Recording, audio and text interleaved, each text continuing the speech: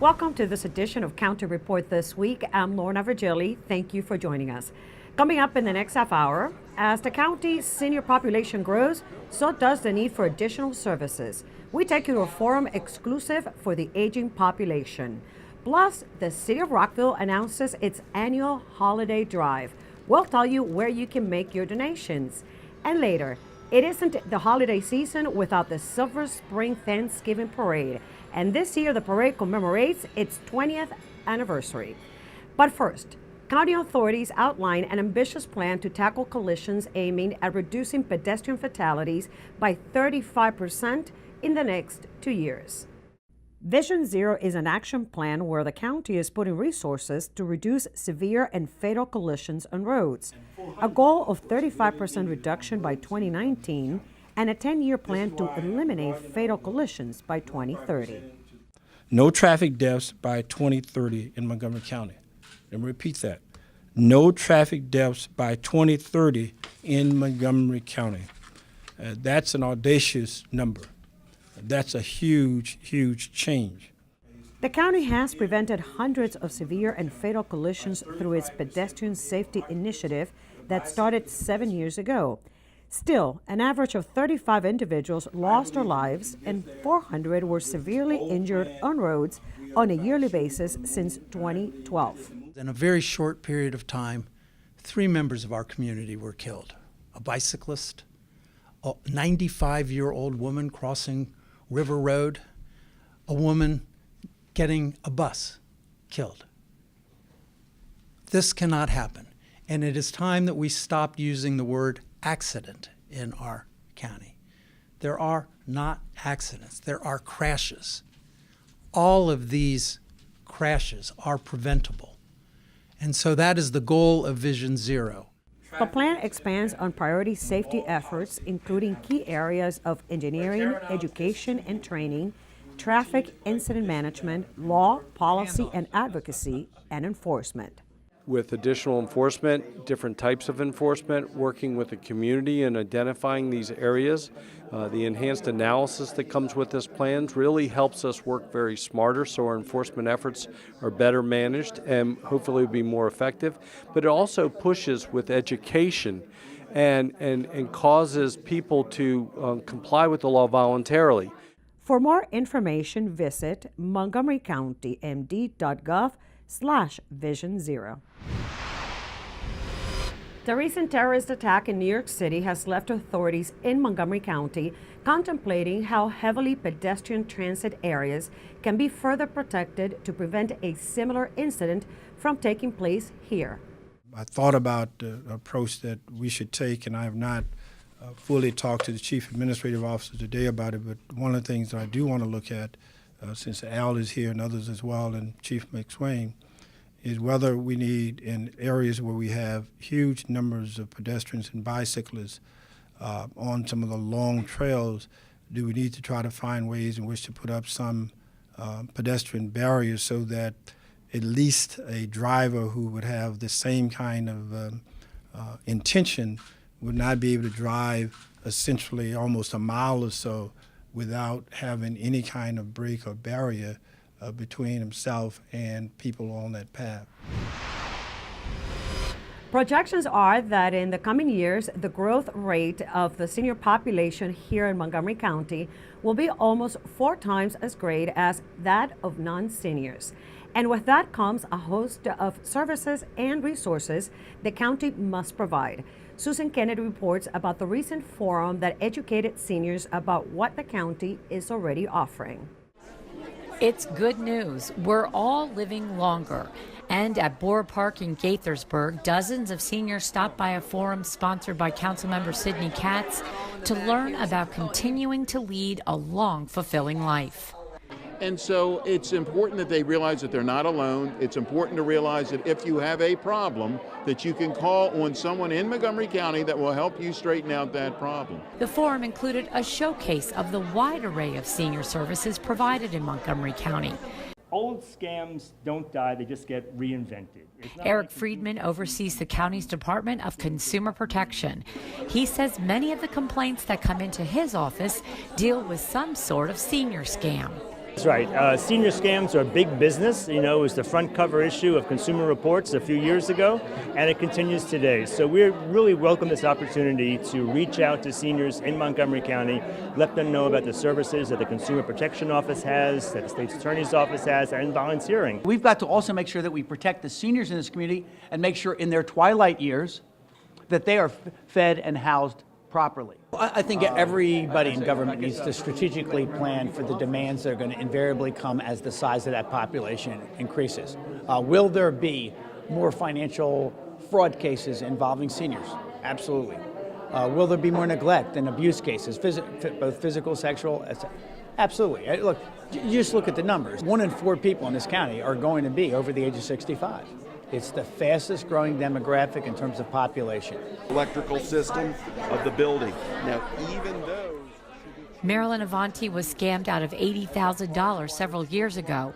She says she came to the Senior Forum looking for advice on how to continue to pursue her case. Yeah, well, I'm always interested in things that I don't know, so I need to find out what I don't know. I've been working on it for years, and it's a tough thing. Once you give your money to someone, you're stuck. So that's why these things are good, too, to find out what you don't know before you do something like that. Bethesda resident Bob Levy made the trip to the forum to educate himself about the latest scams and keeping his personal information safe. I just learned, how do scammers on the phone figure out that you are an old person? Well, the answer is social media, and if you have a Facebook account, there you are, exposed to the world. For more information about senior scams and other services available to seniors, you can visit the county senior webpage. In Gaithersburg, I'm Susan Kennedy for County Report This Week. 5,000 county households have received the 2017 resident survey, which was randomly mailed in October. It is a questionnaire to assess residents' opinions about local government, its services, and their quality of life. Residents who receive the survey are encouraged to participate, respond, and return it before November 15th. Now, if you are not one of the 5,000 who received the survey over the mail, you can still participate online. Simply visit this website from now until November 15th. The resident survey can be taken in English, Chinese, and Spanish. By providing this residential survey that went out last month, we made efforts to ensure that we hear directly from residents. This survey is done randomly in a scientific manner. The results will be tabulated and analyzed, and we'll look at very seriously. So we urge all the residents who may receive a copy of the survey in the mail that they get it back to us and respond. Coming up next on County Report This Week, the City of Rockville's annual holiday drive is underway. And it's time to rake leaves and get the piles ready for pickup. Our Department of Transportation begins the collection rounds this week. Those stories and more when we come back. Stay with us.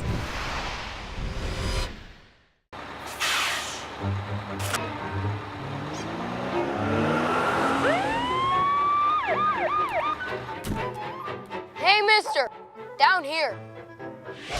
You illegally passed the stop school bus. I'm placing you in timeout, and this timeout means big fines, plus you really could have hurt somebody. That's why school buses are being equipped with video cameras to help kids like me stay safe, so respect the bus. Did you know there are more than 10,000 county government phone numbers? But there's only one number you need to remember for non-emergency calls, 311. MC311 is Montgomery County Government's online telephone information system. Need information? Have a problem or complaint? Trying to locate a county government facility? Call 311.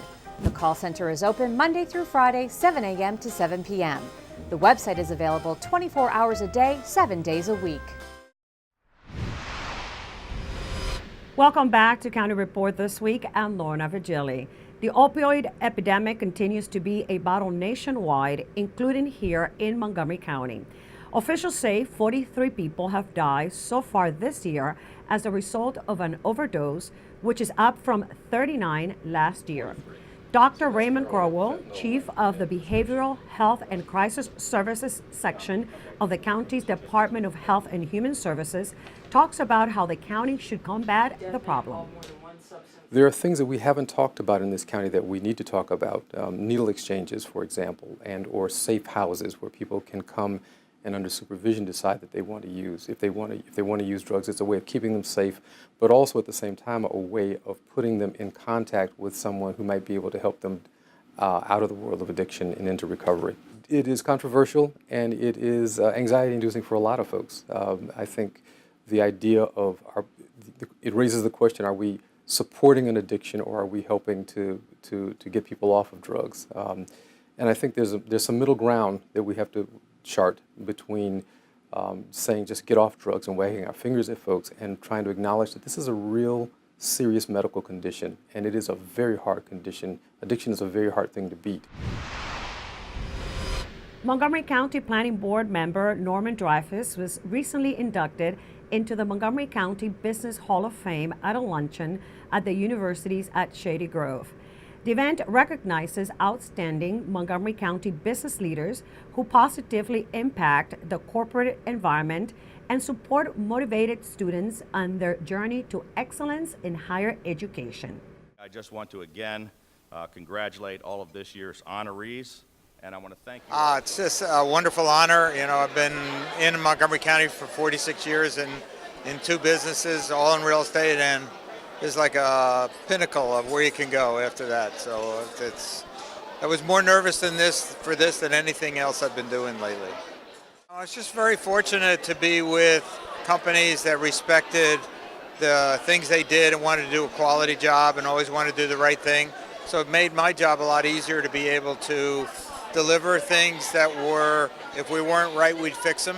And so we never ran away from anything, and we have relied on the referrals and good relationships to be successful. So the county has been really good to me, and I think we've been good to it.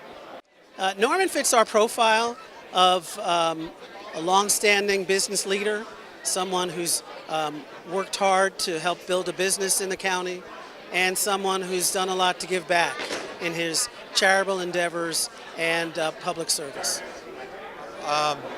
You know, I think the business decisions and economic development have to be one of the things we give more weight to in the planning process. We have departments of environment, we have departments of transportation, but we don't have a department of economics, and that's really what drives most of us is our jobs and what we need for our families. So I think the planning process is great, and it needs balance from all the business community interests. The season of giving is approaching, and Rockville's annual holiday drive has several ways you can get involved. Rock 11 Now's Craig Buchanan has more. 'Tis the season for giving, and Rockville's holiday drive is in full swing. We sometimes tend to forget that sometimes our neighbors don't have as much as we do. So this is a great effort to be able to help over 500 families in the city of Rockville to ensure that they really have an enjoyable Thanksgiving and December holiday. The deadlines for donations are November 16th for canned food and December 14th for new toys. You can also donate $20 gift certificates to Giant or Target. Donation boxes are located at City Hall and any of Rockville's community centers. And there's a new way you can contribute. We are actually able to do donations online. You'll see a donate online button, and you can just click on there. For more information about how you can help this year and to donate online, log on to rockvillemd.gov/holiday drive. We were doing our Thanksgiving distribution, and there was a little kid who I've never seen somebody get so excited about pumpkin pie. It's those little moments that really demonstrate the gratitude that people have in receiving help during the holidays. For County Report this week, I'm Craig Buchanan. As daylight savings comes to an end and you turn the clocks back an hour, also remember to replace the batteries in your home's smoke detectors. The Department of Fire and Rescue reminds us all that home fires injure and kill thousands every year. Firefighters are available to visit your house to make sure your smoke detectors are working properly. In addition, the department has some smoke alarms that can be given to residents at no cost. To schedule your smoke alarm inspection, call 311. Also, the police department reminds drivers and pedestrians to watch for each other on the road. With more hours of darkness during commute, accidents involving pedestrians tend to go on a rise this time of the year. Be aware that police will be out in force enforcing the law. It's going to get darker earlier, and as a result, people, when they travel during commute times, the weather gets colder. We often have several pedestrian-related fatalities. I think most importantly, we need people to pay more attention to each other. We need drivers not to drive distracted and to pay attention to your defensive driver training. Expect the unexpected, look out for each other. Pedestrians, you too have a responsibility. You have to basically don't cross distracted and look out for drivers. It's time to rake your leaves. The 2017 annual leaf collection season will begin on November 6th. The county's Department of Transportation will schedule 2 pickups in neighborhoods within the collection district. Posted signs will indicate pickup dates to give you ample time to rake your leaves to the edge of the road. Here's a tip. Do not rake your leaves into the street, but rather near the edge of your property. For more information about leaf pickup in your neighborhood, visit the county's website or call 311. Coming up next on County Report this week, some lucky 7th graders got to hands-on explore science at Johns Hopkins University. Plus, we'll see how the MC Raptors fare at the NJCAA soccer tournament. Stay with us. County Report this week. We'll be right back.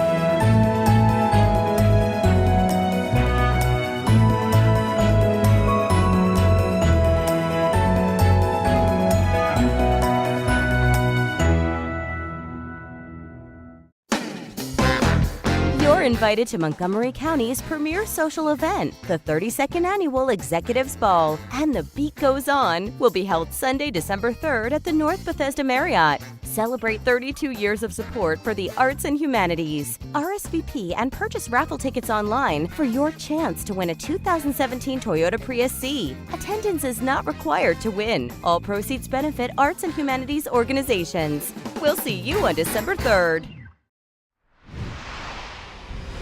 Welcome back to County Report this week. I'm Lorna Virgili. The Tacoma Park Recreation Department recently participated in the After School Alliance event, Lights On After School. This nationwide event is the only one of its kind that celebrates after-school programs and their role in keeping kids safe. Tacoma Park City TV spoke with some of the people involved. It's good. It's awesome. What is in there? It's like pudding, whipped cream, Oreos, smashed up Oreos, cookies, Pringles, gummy worms. It's great. It's so good. Want some? So the After School Alliance is a national organization based out of Washington, D.C., and what we do is we keep an eye on and help the policy and research side of after school across the nation. So one of our key initiatives is Lights On After School, which is America's only nationwide rally for after school. We are expecting that there will be about 8,000 events across the nation today, hosting over 1 million Americans. We've got them all across the continental United States, as well as Alaska, Hawaii, and we've got one U.S. Army base in Japan celebrating today. Today we made smoothies, green smoothies, especially for Halloween. So we did green smoothies and we made it healthy instead of candy. We also painted pumpkins today for National Pumpkin Day. It's also really cool because I get to play around with my friends, finish up my homework, and like he said, it gives my parents less trouble. We've been making this haunted dirt cup, and this is what it looks like. It gives them something to do. A lot of kids after school, they have pent up energy from sitting in a classroom all day. If you put food in front of them, then they can touch it and play with it, cook it, turn it around.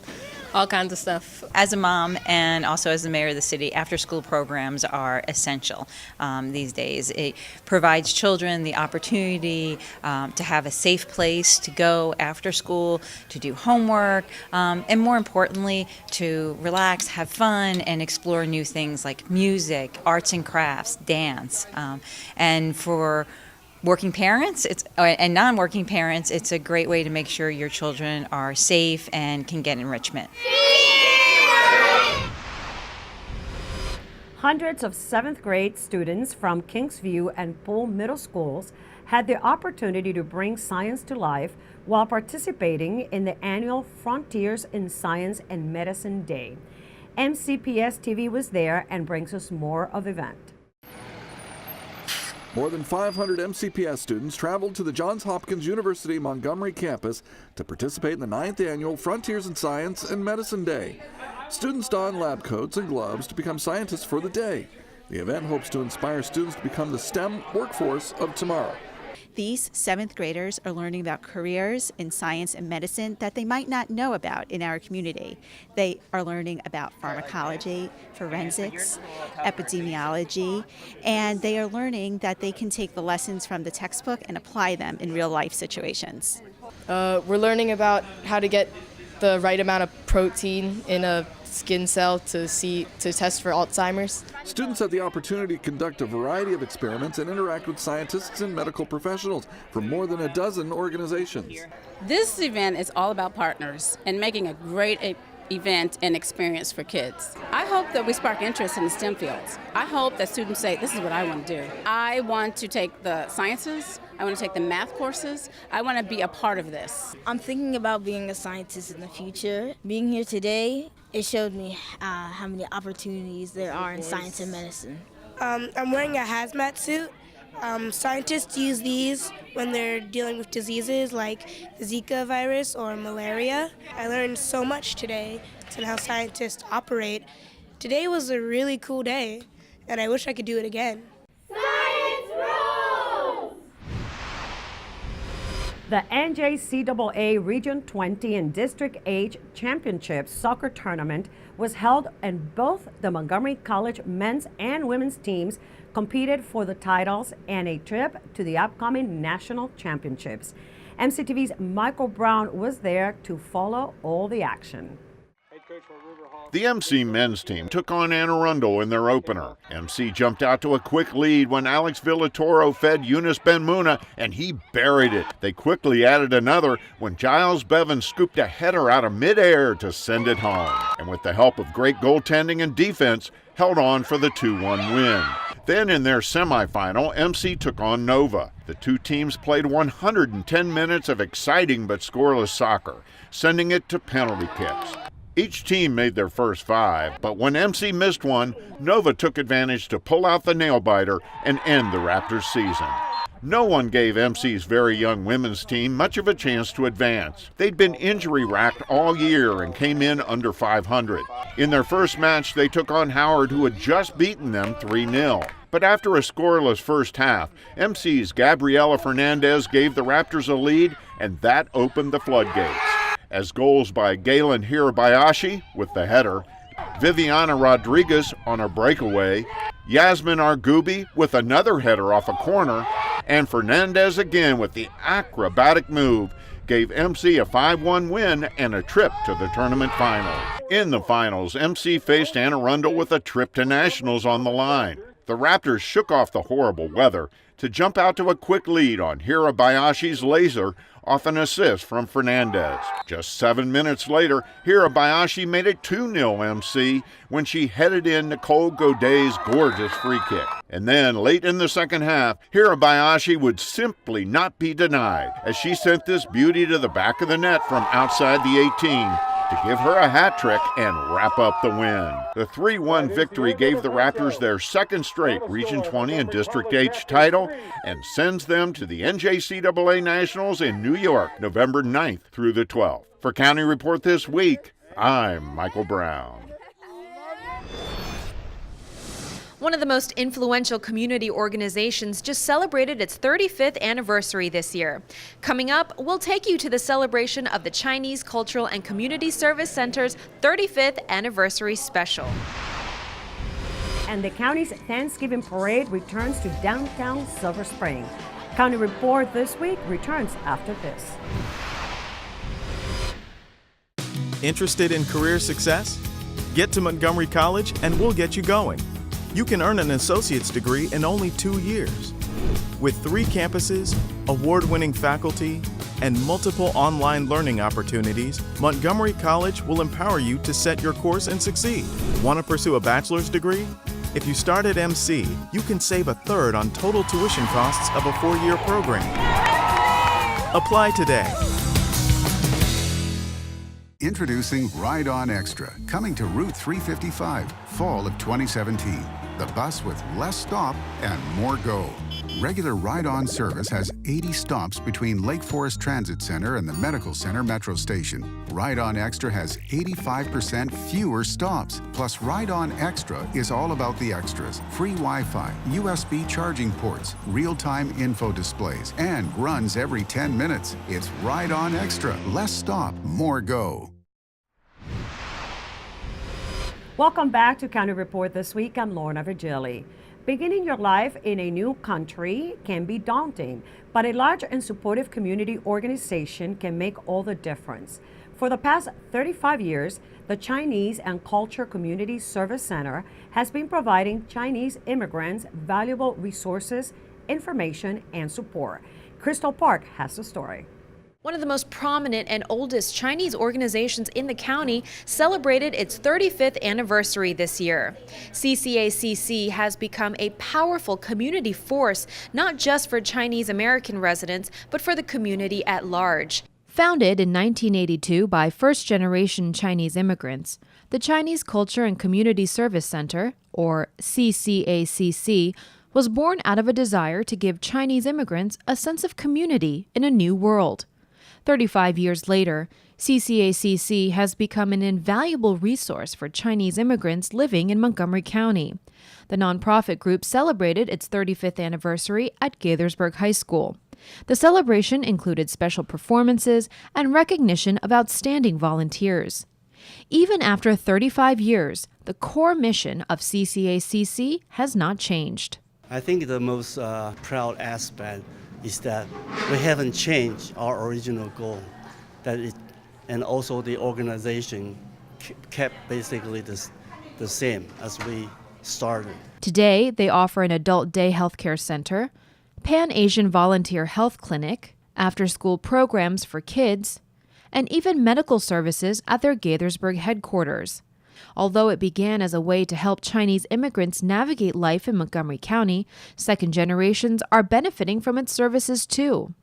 How can we provide childcare, but also expose our kids to, the wonderful Chinese culture, but also it's a blend of not just Chinese but American culture. CCACC's budget comes from member donations and government grants. We want to make sure that we give all the resources we can to help organizations like CCACC prosper and take care of the community in such a wonderful way in which it does.